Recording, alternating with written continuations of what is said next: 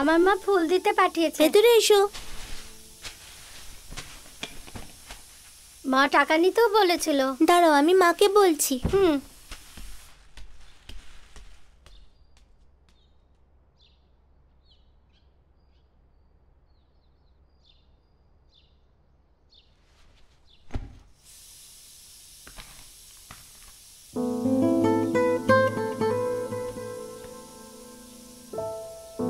তুমি এটা কি করছো?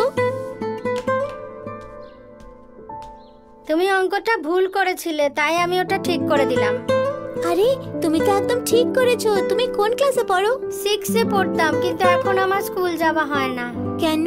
আমার বাবা বেঁচে নেই তো, তাই মা মাইনে দিতে পারে না।